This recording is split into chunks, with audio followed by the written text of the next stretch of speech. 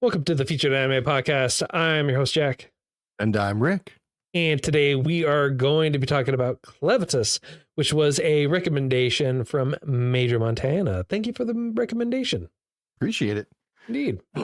A couple of producers for Clevatess is Line Digital Frontier, Media Factory, Media Link, ATX, just to name a couple. Studio for it is Les Douces. It is based off of a manga. The genres for it are dark fantasy, action, adventure, drama, and just plain old fantasy. It aired from July 2025 through September 2025.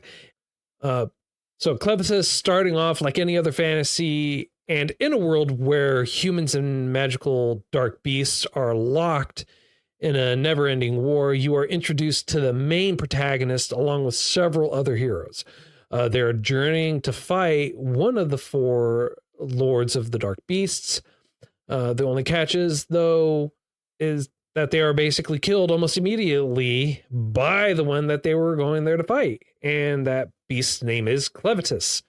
As a result of that, Clevatess as a result of Clevatess being attacked, he goes and destroys the kingdom that sent the heroes, after which he decides to take in and travel with the human royal infant, and to help him take care of the infant, he also revives a former hero, thus forming a strange makeshift family. Also he can decide on what he'll do next. Correct. Yep. All right. So what I noticed about this, and let me just get. I'm just playing. I was gonna say, I was waiting. I was like, jump in, or it's like when you're playing double dutch. You're like, do I go? No. Do I go? No. Is it safe? Is it? All right, I'm in it. It's never. It's swap. Got hit in the head. Yep. It's never safe. At least in this, it's never safe. When you think you're playing with friends and they're like, nah, man, I'm gonna hit you with this rope, and it's legitimate because you messed up. Anyway, honestly, very similar to how the opening starts. They're all together, they're all doing their thing, the hero party's going in, and they're thinking that they're gonna be the one to finally break through and make their world bigger, only to be smacked in the face by the rope. Yeah. And in this particular case, it wasn't just smack. The rope just straight up decapitated them. Yeah. And yeah, like it was bad. It was bad, okay? Yeah. Honestly, it was gruesome too, surprisingly. It was. And it didn't, tiptoe around it either. They led you to believe everything was going to go as expected. They had all the heroes. Yeah. They introduced them. They gave you their hero's name. They were talking about how strong they were.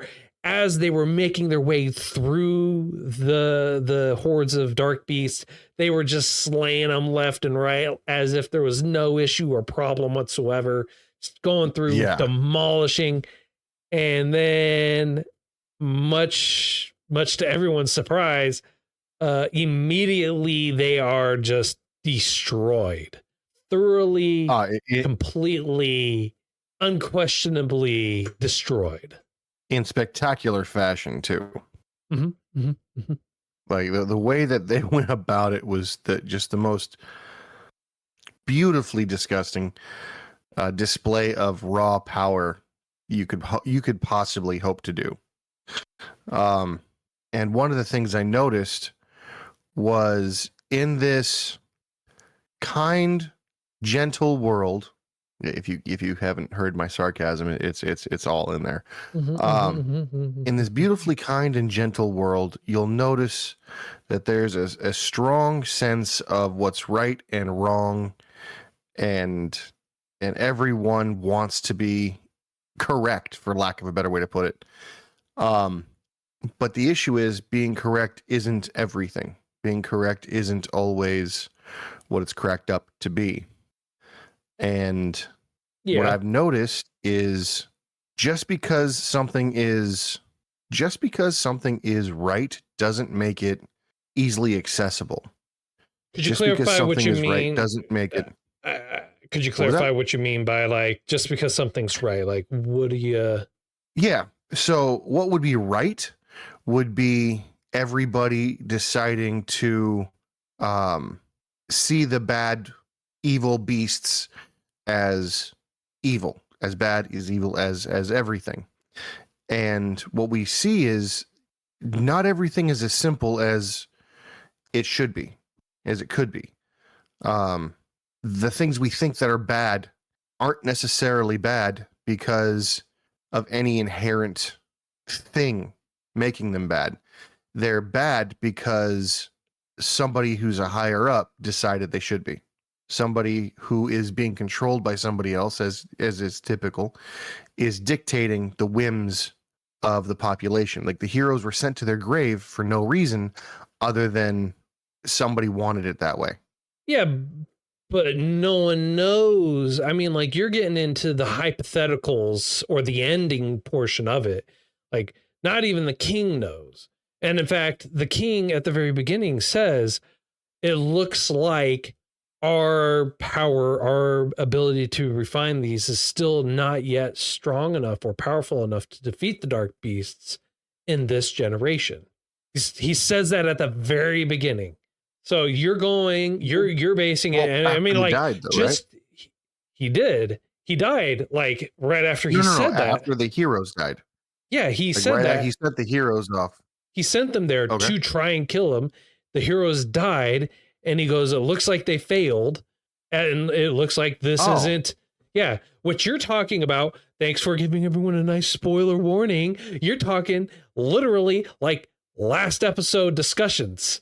No. Yes. No, I was. Yes. Then it was my misunderstanding because I assumed the king sent them to their death for some particular reason. I thought that he knew they were all going to die. No. He knew they weren't going to work. At the very least, he had an inkling that sending 13 heroes armed with magical swords wouldn't be enough.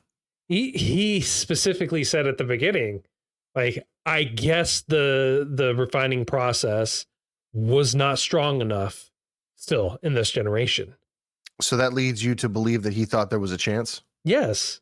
It looks like they failed. The process wasn't strong enough in this generation. Like, what makes you think he goes, oh, they're going to go there and fail from that comment alone? Well, no, it wasn't just the comment. It was how every generation they keep sending people off to, every 1,000 years. Last person to go was 1,000 years ago. No. The last person to reach him was 1,000 years. Oh, so they've been sending people out and they just haven't been able to reach him. Yeah, they haven't been strong enough to reach him. The weapons haven't been strong enough. The people haven't been strong enough. That's why there's such a rigorous process to pick and select heroes for it. And he thought that they would have made it there, that they would have been able to do it. And that's why he sent them out. And after they died, because they don't choose the heroes haphazardly. They have contests, they go through training, and it's even stated that for a hero to be chosen, it is not an easy and light path. This is a very hard and rigorous path. And he goes through and he makes that point. It's like, I guess it wasn't strong enough this time. That changes a few things in my assumptions then. Because I was basing everything off of the king is not a good person. The king has extreme ulterior motives, and he's sending people off to be sacrificed to appease whoever. And at this particular group took it so seriously, they went there and they actually injured Clevatess's horn, which made him go, oh, these people, these beings, these bipedal piss ants are slowly but surely becoming strong. I better nip this in the bud, which is why he goes and destroys the kingdom and kills the king and everything like that. So I was assuming that his sacrificial appeasement plan backfired. And when he was like, I guess they're not strong enough this time, then it was my understanding that they weren't strong enough to kill him. It was my understanding that they were not strong enough to satiate his desire for a sacrifice. That was my interpretation of that. He desired he didn't desire any sacrifice. He basically, what it is he knew the likelihood wasn't 100%. he knew that it more than likely is going to end up being a suicide mission, but they're trying to follow the legend, and where the legend goes is the heroes go out, they defeat them, and thus the world is expanded upon, and that's how the legend goes. And so he's trying to fulfill that legend. He doesn't have like, I'm gonna go and sacrifice all these heroes for my ulterior motive. No, there's no ulterior motive. There's no reason for him to go and do that. It is he literally the ulterior motive. The ulterior motive, I thought, was there was an agreement. There are 4 nations, there are 4 guardians, northeast, south, and west, and I thought that part of the agreement was you send off these heroes to be killed to satiate these sacrifices. And when he said, "Oh, I guess they're not strong enough in this generation," I was assuming, incorrectly so, that the sacrifice wasn't at a high enough quality, so the king had to die. And then all of the destruction that happened, and all, I just thought it was a simple sacrifice gone wrong, and that Clevatess was really pissed about. No, Clevatess has even said this is the first time any humans ever reached me in 1,000 years. Like, normally they are killed long before they ever reach him. Okay, so judging by that same logic, would it have been? Judging by that same logic, is it possible that it's not logic? It's literally stated. So judging by that, yeah, no, but I'm trying to figure out why I thought that for most of the show. Because I know you watched the last episode again, and you're conflating the last episode, what happens in the last couple of episodes, to the very beginning and what's led up for that whole thing.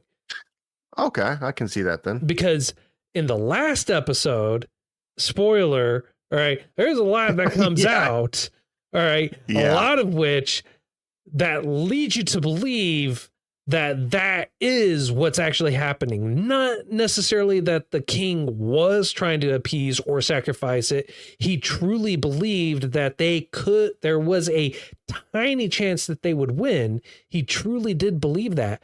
But every generation is basically for pure royal blood, whatever. They're the only ones that can use the forge. They're the ones that are forced to use the forge. They're the only ones that can make the weapons. They're also the only one that there's also only one tool that can break those swords. And so it's the one that makes the tool or makes the swords is also the same tool that can break the swords, because they're thought to be completely indestructible. So, but yeah, that's where I believe the misunderstanding is coming from, where you're thinking that, that he's for sure sent them on a suicide run because that's what he ultimately wanted. And no, that's not ultimately what he wanted. He didn't want them to die. He wanted them to succeed. That ultimately makes sense with the grander scheme, I guess. That being said, now that we've come to the agreement that it wasn't a suicide run, it was not intentionally a suicide run, and it was not intentionally sacrifice. It was totally a suicide run. I mean, like, the odds of them succeeding were low. He knew that. Everyone knew that their odds were spectacularly low. It wasn't like they went there blind saying we're gonna win this with no issue whatsoever. Like, they knew their odds. Like, no one's made it to the guy in 1,000 years. Our odds aren't looking good for us, guys. Do you still want to go? Yeah, bro, let's do this. All right. That's basically what it was. They're like, oh, well. And they looked so cool right before the fight. They looked so awesome right before the fight. And then the fight happened. This is going to be, Then the fight happened, and Clevatess decided to go all, I would say, like hentai on him, where tentacles popped out of everywhere and just skewered everybody. But no, in a more gruesome and horrible way. Through their backs, through their necks, just cutting their heads off, just everywhere, people getting flung. It was a mess. But it was a murder. As a result of that, Clevatess, the reason why he goes and destroys the kingdom is because they made it to him after 1,000 years. He goes, are they no longer these mere insects? Are they like gaining strength? Should I be concerned about them now? He goes to the kingdom and basically takes on the entire kingdom. He's like, nah, they're still insects. I don't know why I was worried. And so that's what, and as a result, because he doesn't get the answer that he wants or that he's looking for, he goes, I'm just going to destroy all of humanity. Screw this noise. I'm done. Yeah. No, he goes the amazing route of, well, one or two annoyed me. I'm going to eradicate the whole thing. I'm going to start at the nest and work my way out. Yeah. Only to be stopped. And that's where the human babe or the baby, royal baby comes in. And he decides it's like, oh, okay, fine. To appease this dying woman, I don't know why I'm doing this, but I'll go ahead. I'll take care of the child. And I'll see if it changes my thought process. See if it changes my mind. And he's like, I have no idea what the hell's going on. And it's like, I don't know what to do. Let me revive a dead hero, the only female out of the whole group. Let me revive her. She'll be able to take care of her. And she is completely, and it's like, I am revived, and now I'm being told to strip naked. This is just absolutely mortifying. Spare your breasts. Feed the child. I can't do anything. I've never had a kid before. No, she doesn't even say that. She says, I'm a virgin. It's like, of course can't produce milk. I am a virgin. Like, what do you expect? She goes, I'm innocent. I've not known a man. I cannot feed this baby. You need a wet nurse. Yeah. So I want to step back just a smidge. Yeah. Okay. The whole premise of him taking the baby was after he destroys the castle, someone's like, please save my child, save this child. And he goes, why should I bother? And she goes, yes, we've done some pretty bad things, but children are innocent. Children should not be held to our sins. Please, if you want to know how people are, you don't know how humanity is, wait until this, a blip of your time, a lifetime to us is a fractesimal moment of your time. So just raise him, see how he operates, and then decide on that. Decide whether you think it's humanity's worth saving, because yes, the longer version of what I said, where she begs him to take care of it. Yeah. Yes. Well, I mean, but it wasn't just begging; it was appealing to his better nature, assuming he did have a better nature. Right. And he shows that he has a curious nature, not necessarily a better nature. Right. Right. Yeah. At that point, he could have just. He even says, "It's like, I don't know why I did this," and they move through. And honestly, the entirety of the story, how everything moves through, his actions and reactions to everything is unique. And it honestly doesn't really happen the way you expect things to. And we're not the only ones that are caught off guard. Alice also gets caught off guard too. Yeah. Alicia. Yeah, Alicia, yeah. She ends up, she's cool. She's honestly probably one of the better characters in this show, just based off of her mentality and her not power scaling, but the way she sees the mentality, maybe the way that she views things, because of a thing called, is it dark ichor? Dark ichor? Dark ichor. So basically, Clevatess's blood is flowing in her, which grants her power and life, grants her a form of immortality that Deadpool would be jealous of. The issue is she doesn't turn off the pain receptors. Every injury she has hurts, and it hurts to heal. And so that was a nice little twist on things. Yeah. To the point where she's like, I'm going to kill everybody here, but I'm going to tear myself apart doing it. And later on in the show, she's able to recall body parts like Thor to Mjolnir. Things like that. It gets more interesting the more ability she learns.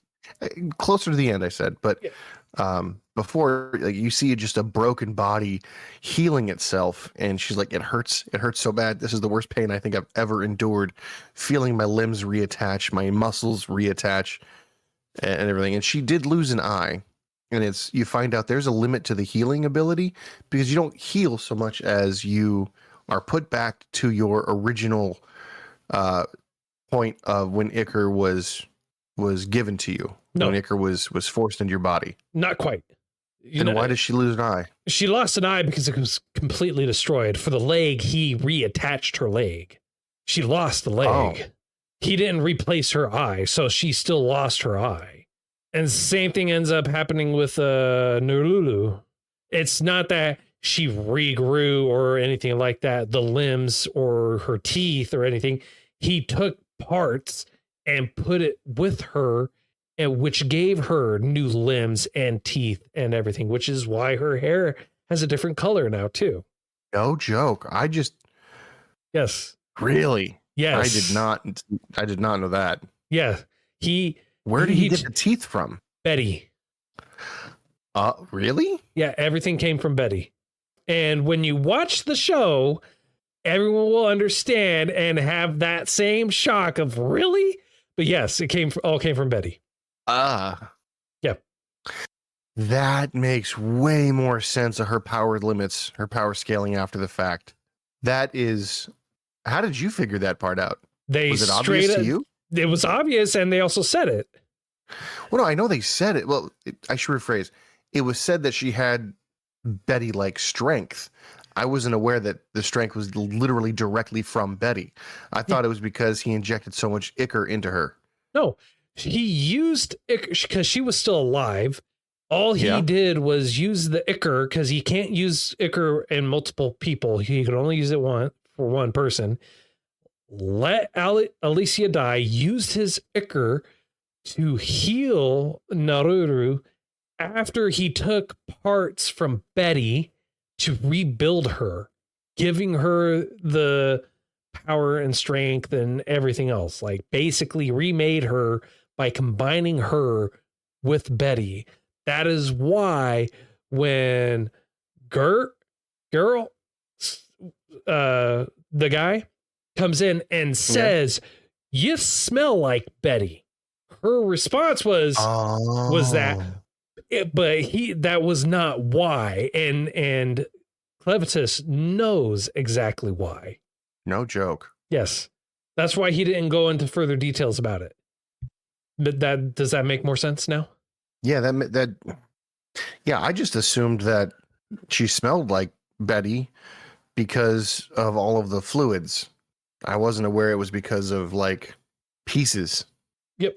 So, but yeah, that's why. So it's weird. It's unusual. And trust me, everyone, when you get to the part where we're talking about when we're talking about Betty and everything else, it's like, it'll make total sense. Trust me, it will make complete sense. It's like, oh yeah, no, totally. That makes sense.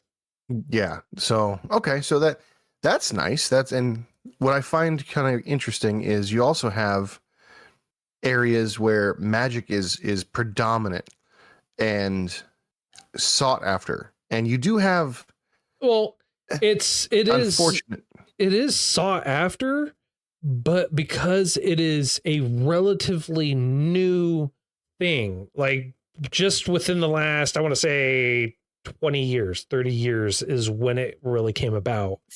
Largely how they used to view magicians, and I'll use air quotes, magicians, is they were a little more than alchemists, than herbalists. And that's basically it. And over the course of time, they have really grown. So magic is kind of a very new thing, which is why Clevatess, or Clin, as he's called, is really confounded and confused by why Betty's there, why he's acting a certain way, and what all this other stuff is. Yeah, I could see that. I mean, that's a different perspective than what I had on it. I'm not going to lie, but it definitely, your version makes a lot more sense. Only because with my understanding of it, I made it fit, whereas yours just fits. Well, so there are four big bads, not big bads, but like guardian beasts, right? Yeah. Is that what they actually are? Like guardian beasts? No, they're They're like prison guards? 4 lords of dark beasts. Okay.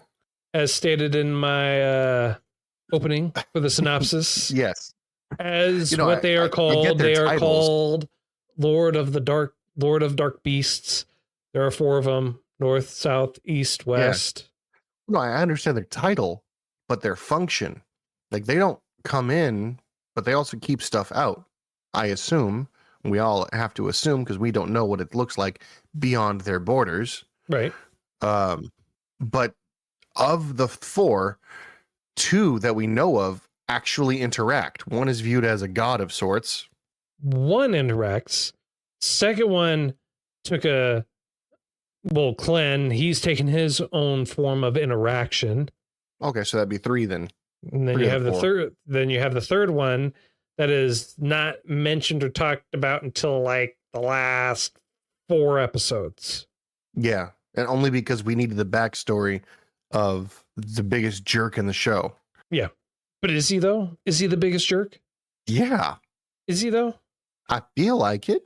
Are you sure? He was jealous of his best friend, got more power, came back and killed his best friend. Or do you think he was forced to do so? In a way, I feel like he was kind of forced. It's not that he got the power because he betrayed his friend either. He got the power because of what had happened. He was on board for his friend getting the power, but because of the events that happened during it, he couldn't. So it's not like he was backstabbed or forced into it. He was, and I feel like they'll go into more details for season 2 because season 2 is confirmed in production. No joke. Okay. Yes. No date yet, but it is confirmed for production. Okay, so we'll see it in like 2030 or so. Yeah, maybe. Or sooner. Hopefully sooner. Or sooner.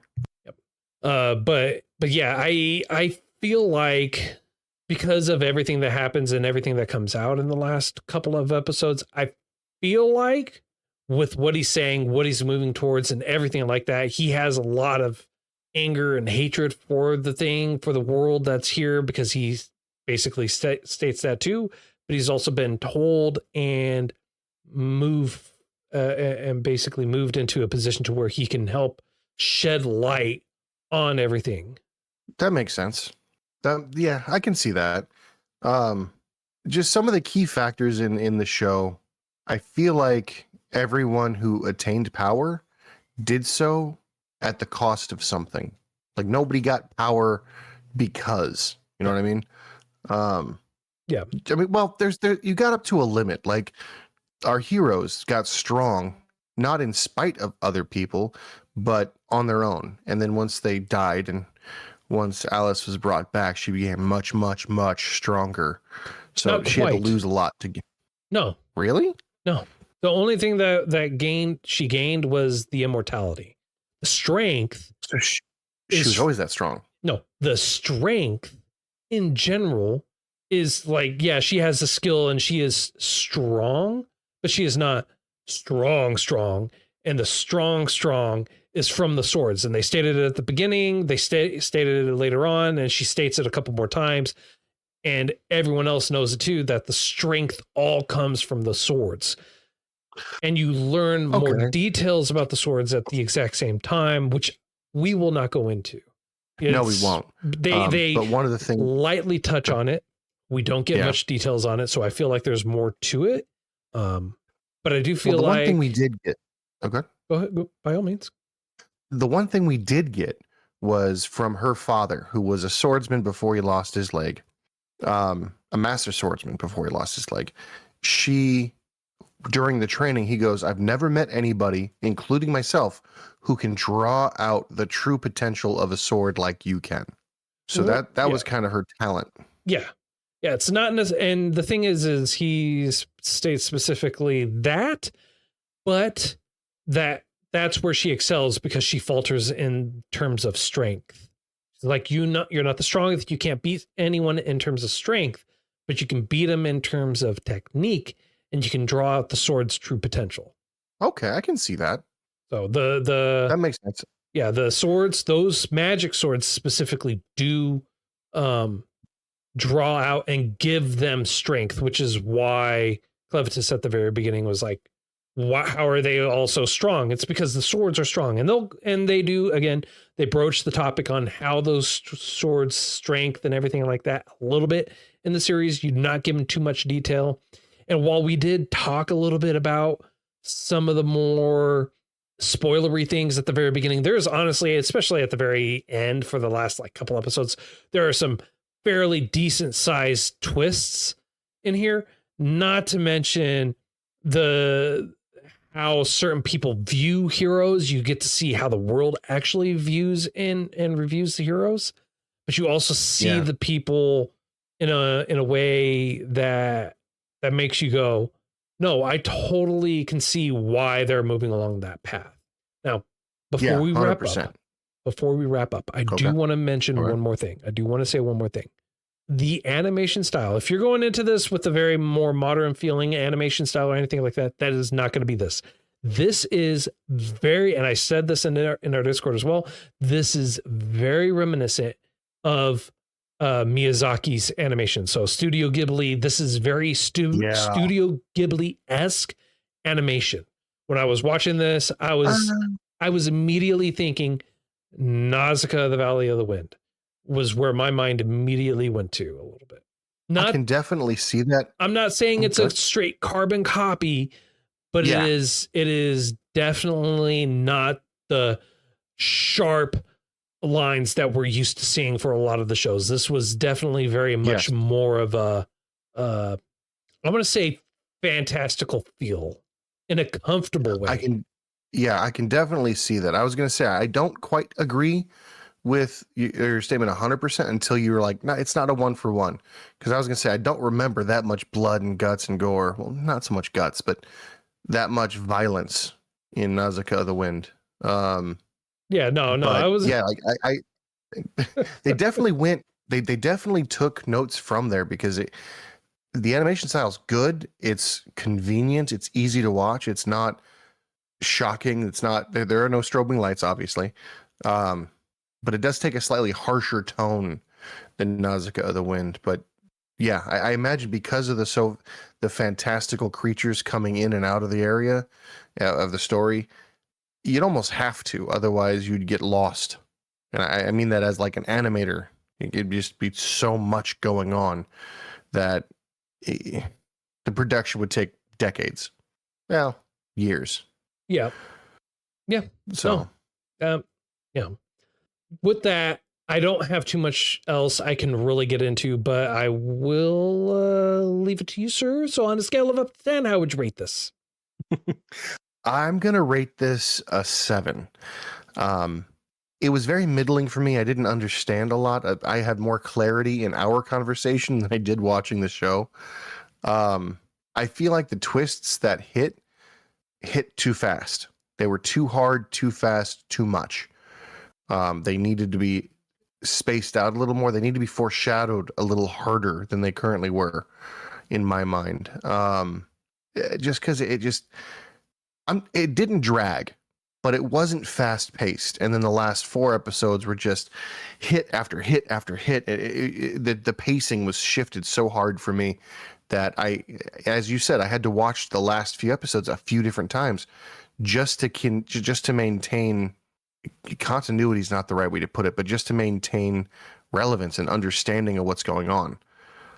So, and unfortunately, the ending's not as memorable as I'd like it to be, because I watched it, I understood it, I was like, oh, okay. A day later, I was like, did I watch the ending? And I rewatched, and I'm like, oh yeah, I did. Okay. And then even tonight, I talked to you like, hey, I got to rewatch like the last 8 minutes, because for the life of me, I can't remember. And then you started talking about it. I was like, oh, yeah, I guess that did happen, huh? Didn't happen the way you said it, in the order in my head that it happened, but you were right on that too. So for the confusion and the potential, I'm giving it a 7. Okay. All right. I'm going to go with, an 8. Really? Okay. You know what? Yeah, I'm going to stick with an 8. It's a great story. It's the animation. I really love it. I not a fan of the ending per se. It gave me way more questions than I would like. I feel like this would have been better served as maybe a 24 episode series, because I do feel like it was a little compressed. It was a little fast for it. So for everything and all the events that basically transpire, it is very much rapid fire. It does not miss or skip a beat. If you skip an episode and then you try to watch it, you're going to be lost because there is context and everything that happens in between the two. So I would love to see more. I am excited for season 2 because, again, as we had stated earlier, it is confirmed that there is going to be that it's going to be coming out. It was at least announced that the sequel will be coming out, so it is in production as far as I can tell. But yeah, that's it. That's all I got. So yeah, 8 for me, 7 for you. Yep, that's right. All right. Next week we're going to be watching a movie. It's going to be called My Oni Girl. Okay, My Oni Girl. My Oni Girl. There you go. All right. Well, that's all the time that we have for today. If you feel like we did too much justice and not enough justice or anything like that, feel free to contact us and let us know. All our contact information is in the show notes as well as on our website at featuredanimepodcast.com. You can also join us on Discord and talk to us and hang out with us in there. And then, of course, on stream as well, where we stream majority of our episodes on twitch.tv/featuredanimepodcast. And then, of course, we have some affiliate links for you as well for Crunchyroll. Get yourself a nice free trial or get a discount off their store. Links for you are in the show notes for that. And then let's not forget about Tokyo Treats. Nice, wonderful, delicious treats every single month coming straight to you. If you use our affiliate link along with coupon code Featured Anime, you get $5 off that very first box. And trust me, the treats are worth it. And of course, let's not forget one of the best ways you can support us is by going to patreon.com/featuredanimepodcast. If you go there, $1 a month to get you access to bonus content that we usually post with every episode. And of course, don't forget about some Swinky swag, shop.featuredanimepodcast.com. And until next time, I'm Jack. I'm Rick, and we'll see you next time.